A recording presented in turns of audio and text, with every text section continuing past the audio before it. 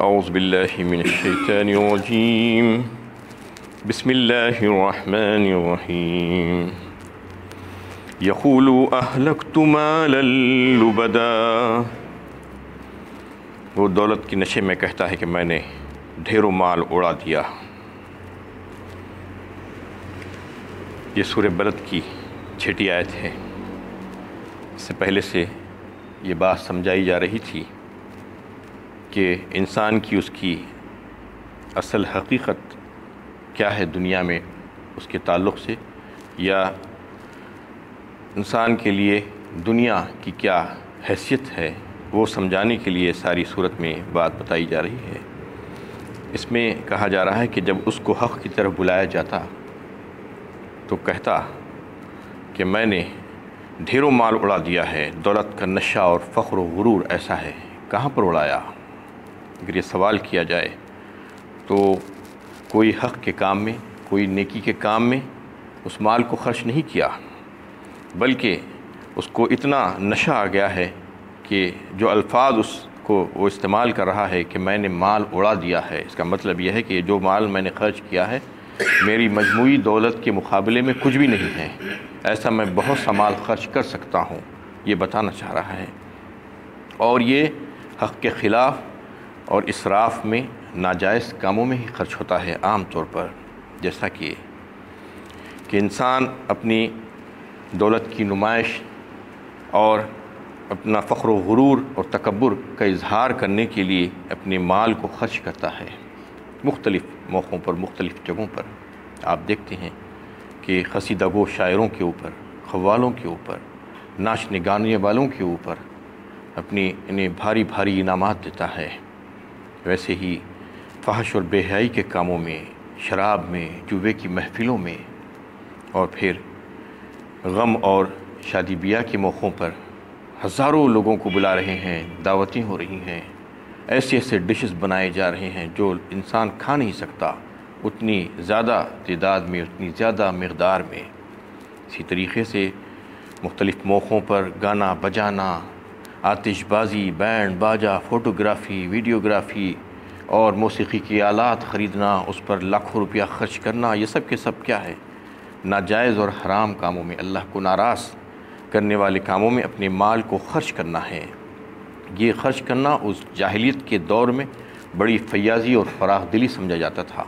اور بڑی تعریفیں ہوتی تھی لوگوں کی کہ فلاں شخص تو ایسا مال خرچ کرتا ہے۔ اور اگر دیکھا جائے تو آج بھی موجودہ دور میں بھی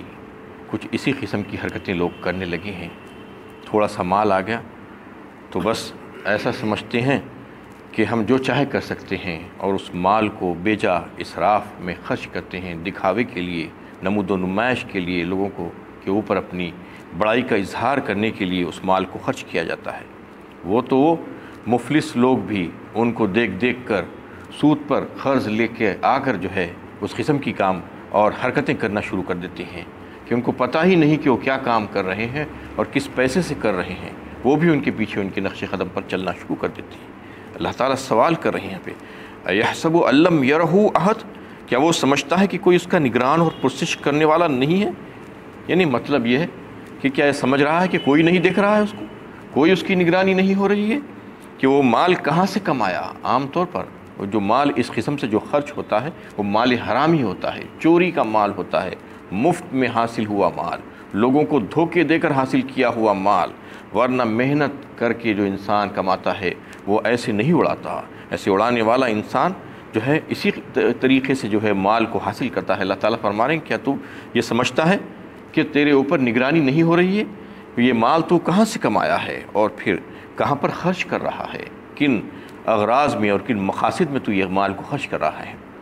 کس نیت سے خرچ کر رہا ہے؟ یہ سب کچھ جانتی ہے وہ ہستی جو اوپر بیٹھی ہوئی تیری نگرانی کر رہی ہے، تیرے پل پل کی جو ہے اس کو خبر ہے، اور جو ہے وہ ایک دن تیری پکڑے گی۔ تو کیا سمجھتا ہے کہ جیسا لوگوں کو بیوقوف بنا دیتا ہے اس قسم کی حرکتیں کر کر، کیا اللہ تعالیٰ کو بھی جو ہے ایسا ہی کر دے گا، دھوکہ دے دے گا؟ ایسا ممکن نہیں ہے۔ أَلَمْ نَجْعَلْ لَهُ عَيْنَيْنِ وَلِسَانًا وَشَفَتَيْنِ وَهَدَيْنَاهُ النَّجْدَيْنِ، کہ ہم نے اس کو 2 آنکھیں نہیں دی، زبان اور 2 ہونٹ نہیں دیے، کہ ہم نے اس کو حق و باطل کے دونوں راستے نہیں دکھائے، اس میں اللہ تعالیٰ کچھ نعمتوں کا تذکرہ فرما رہے ہیں کہ اللہ تعالیٰ انسان کو علم و عقل کے لیے کچھ نعمتیں عطا فرمائے ہیں۔ اس میں سب سے پہلے آنکھوں کا تذکرہ کہ آنکھوں سے دیکھتا ہے انسان اور علم حاصل کرتا ہے،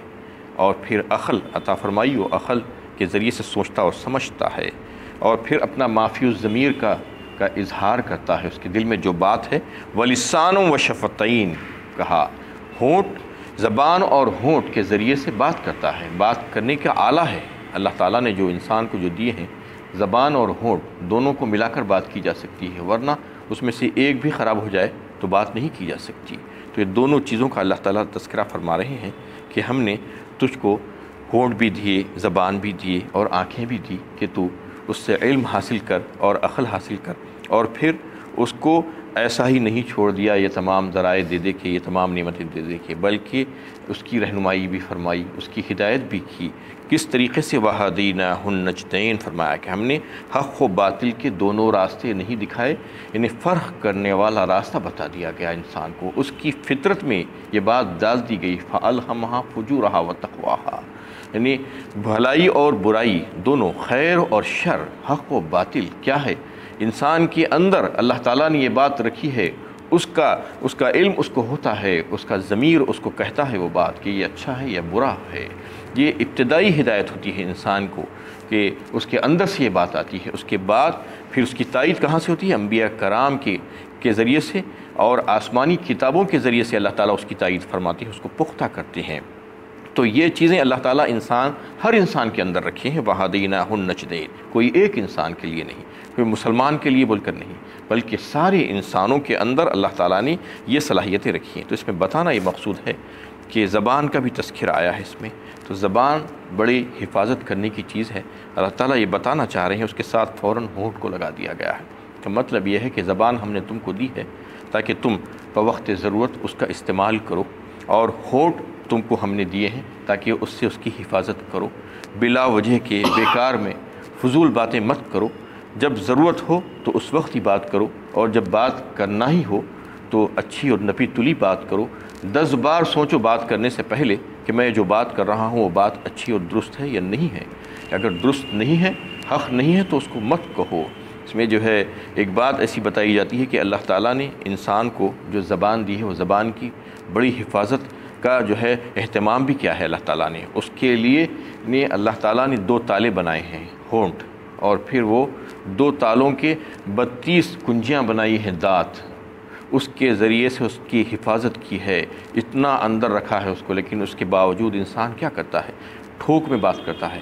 من مانی بات کرتا ہے، بس چلانا شروع کر دیتا ہے زبان کو، تو رکتا ہی نہیں۔ جب ایسے زبان چلے گی تو سوائے غلط کی اور کچھ نہیں ہوگا اس سے، کیونکہ ناپ تول کی اگر بات کریں گے،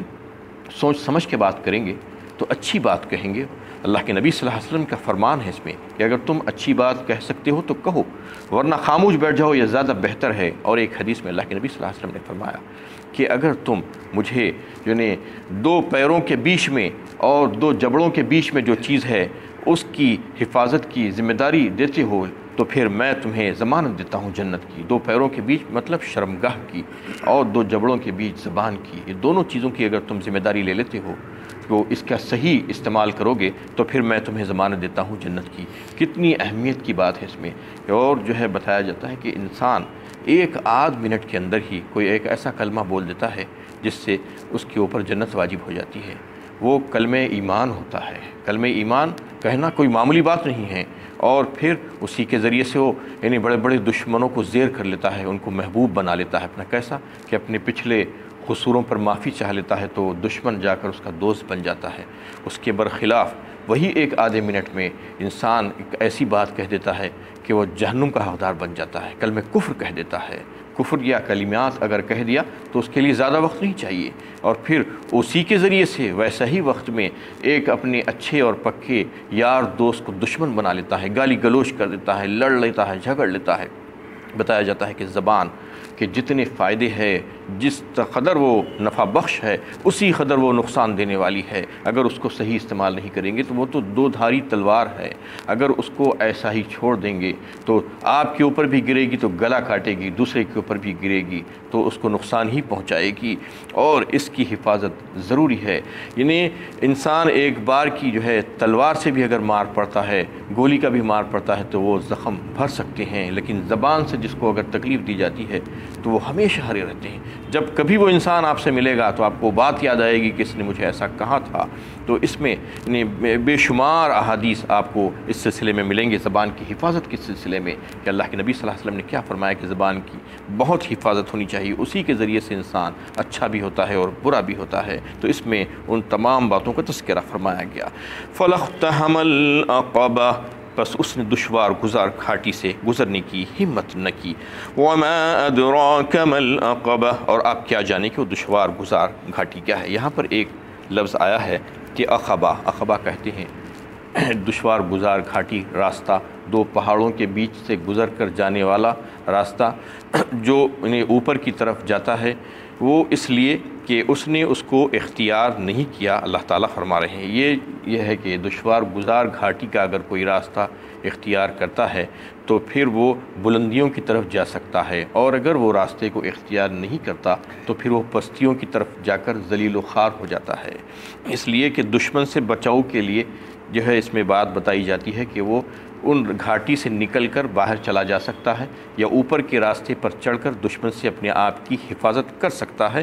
ورنہ جو ہے وہ دشمن کے پھیرے میں آ سکتا ہے۔ تو اس میں اللہ تعالیٰ نے جو بات بتائی کہ دشمن سے بچنے کی نجات کا جو ہے راستہ یہ ہے کہ عقبہ ہے، اس پر گھاٹی میں سے نکل جائے وہ۔ اسی طرح طاعت اور عبادت کر کے بھی جو ہے وہ اپنے آپ کی نجات حاصل کر سکتا ہے، جنت کا حقدار بن سکتا ہے۔ اس میں اللہ تعالیٰ نے یہ فرمایا وما ادراک ما العقبہ، اور پھر پوچھا کہ آخر عقبہ کیا چیز ہے، کہ وہ دشوار گزار راستہ جس پر چل کر انسان بلندیوں تک پہنچ سکتا ہے، اس کے برخلاف جو راستہ ہوتا ہے جو پستیوں کی طرف جاتا ہے اس کے لیے اس کو کچھ بھی محنت نہیں کرنی پڑتی، اس کے نفس کو جو ہے وہ مرغوب ہوتا ہے، صرف نفس کی باگیں ڈھیلی چھوڑ دیں بس وہ خود بخود چلا جائے گا۔ اس کے برخلاف اگر جو ہے اس کو بلندیوں پر جانا ہوگا تو اپنے نفس کو مارنا ہوگا، خواہشات کو جو ہے مارنا ہوگا، اور شیطان کے جو فریب ہے، جو ترغیبات ہے، اس کو چھوڑ کر اللہ کی بات کو تسلیم کرنا ہوگا۔ تو اس کے لیے بڑی محنت کرنی پڑے گی اس کو، اور پھر اس کو کسی قسم کی کوئی شہرت بھی نہیں ملے گی۔ شہرت تو اس انسان کو مل جاتی ہے جو دکھاوا کرتا ہے، جو نمائش کرتا ہے، جو اپنے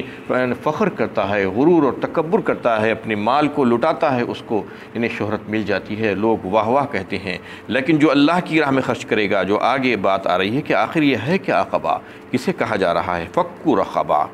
شروع کیا گیا کہ وہ تمام اعمال صالحہ جس کو اللہ تعالیٰ گنا رہے ہیں ایک کے بعد ذکر، کسی کی گردن چھڑانا، غلاموں کو آزاد کرانا، او اطعام فی یوم ذی مسغبہ، یا فقر فاقہ کے دن کھانا کھلانا، یتیما ذا مقربہ، یتیم رشتہ دار کو، او مسکینا ذا متربہ، یہ خاک نشین مسکین کو، ثم كان من الذين آمنوا وتواصوا بالصبر وتواصوا بالمرحمة،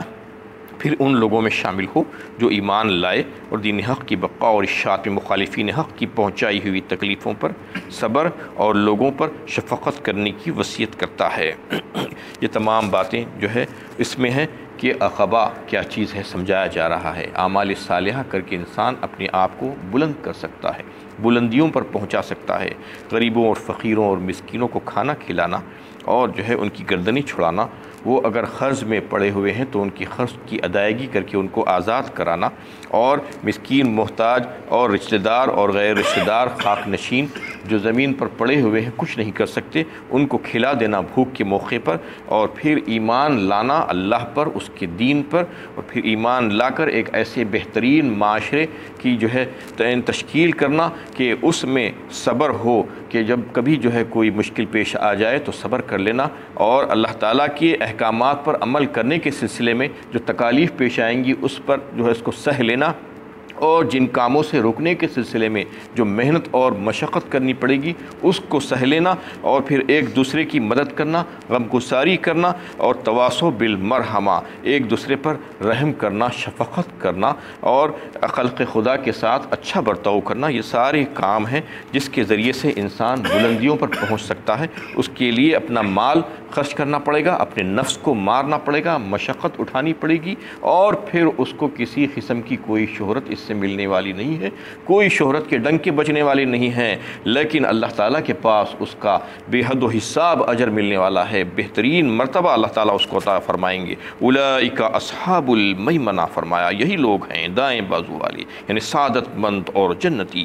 والذین کفروا بآیاتنا هم اصحاب المشأمہ، اور جنہوں نے ہماری آیتوں کو ماننے سے انکار کیا وہ ہیں بائیں بازو والے۔ علیہم نار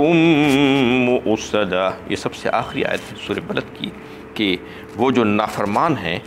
بائیں بازو والے جو ہیں ان پر آگ مسلط رہے گی، آتش خان جہنم کے دروازے ان کے اوپر بند کر دیے جائیں گے تاکہ اس کی تپش باہر نہ نکلے اور باہر کی سردی اس کو نہ پہنچے، ہر قسم کے عذاب اس کے لیے تیار رہیں گے۔ یہ وہی لوگ ہوں گے جو دنیا میں دکھاوا کرتے ہیں، اپنے مال کو لٹاتے ہیں، خرچ کرتے ہیں، اسراف کرتے ہیں، من مانی خرچ کرتے ہیں، دکھاوے کے لیے، فخر و غرور کے لیے، تکبر کے لیے۔ ایسے بہت سے لوگ آج دنیا میں مل جائیں گے، زیادہ تر اکثریت آج ایسے ہی لوگوں کی ہے کہ اللہ تعالیٰ نے اگر مال دیا ہے تو اس کا صحیح استعمال کرنا ہے، صحیح استعمال نہیں کر کے اس کا غلط استعمال کرتے ہیں، اس کو من مانی استعمال کرتے ہیں، صرف اپنی بڑائی اور تکبر کا اظہار کرنے کے لیے، اپنی دولت مندی کی نمائش کرنے کے لیے لوگوں کے سامنے کہ فلاں شخص نے ایسے ایسے کام کیے، ایسی تقریبات کرتا ہے، وہ ایسے کھانے کھلاتا ہے، اس قسم کی حرکتیں کر کے اپنے آپ کو بڑا فیاض ظاہر کرتے ہیں، بڑا فراخ دل بتانا چاہتے ہیں۔ تو ایسے لوگوں کا ٹھکانہ اللہ تعالیٰ فرما رہے ہیں ان پر آگ ہے جو مسلط رہے گی ہمیشہ، اس سے وہ باہر نہیں نکل پائیں گے۔ وآخر دعوانا ان الحمدللہ